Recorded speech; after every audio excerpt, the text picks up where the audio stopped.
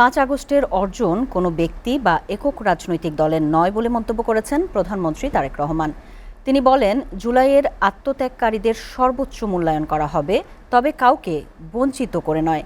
রাজধানীর চীন মৈত্রী আন্তর্জাতিক সম্মেলন কেন্দ্রে জুলাই জাতীয় সম্মেলনে তিনি এসব কথা বলেন। জুলাই হত্যাকাণ্ডের সাথে জড়িতদের বিচার দেশের আইন অনুযায়ী হবে বলেও জানান প্রধানমন্ত্রী। দেখুন আব্দুল আহাদের প্রতিবেদন।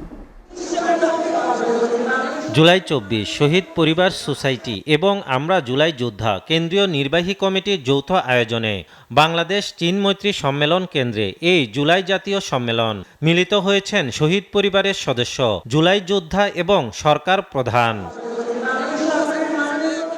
24-এর গণ অভ্যুত্থানে অংশ নেওয়া পরিবারগুলোর ত্যাগ, শূন্যতা, অশ্রু আর আজীবনের ক্ষতের কথা উঠে আসে এই সম্মেলনে।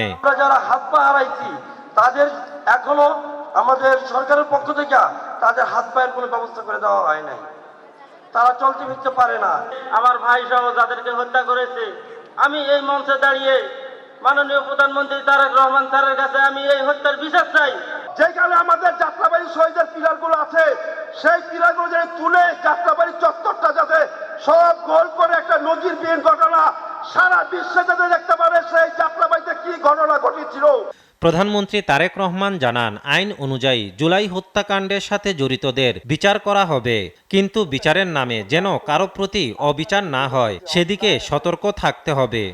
আপনাদের বিরুদ্ধে যে অন্যায় হয়েছে, যেভাবে আপনার আপনজনকে হত্যা করা হয়েছে, অবশ্যই তার জন্য যারা দায়ী তাদেরও বিচার হবে এই দেশের আইন অনুযায়ী।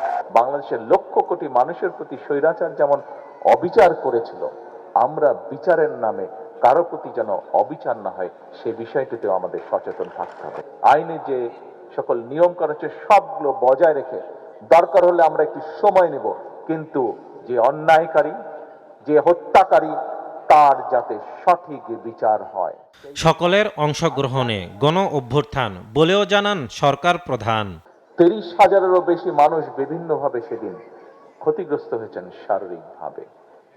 আজকে সমগ্র বাংলাদেশের মানুষের প্রত্যাশা, যে জন্য এতগুলো মানুষ জীবন দিয়েছে, আসুন, আমি প্রথমেই বলেছি, রাষ্ট্র, দেশ তার যথাসাধ্য দিয়ে আপনাদেরকে মূল্যায়নের চেষ্টা করবে, আপনাদের আত্মত্যাগকে মূল্যায়ন করবে। জনগণকে বিভক্ত করে দেশকে এগিয়ে নেওয়া যায় না, তাই প্রতিহিংসা নয়, ঐক্যবদ্ধভাবে দেশকে এগিয়ে নিতে সবার সহযোগিতা চান প্রধানমন্ত্রী তারেক রহমান। মানুষের ভাগ্যের পরিবর্তন, দেশের ভাগ্যের পরিবর্তন, আজ আমাদের হাতে সেই সুযোগটি এসেছে।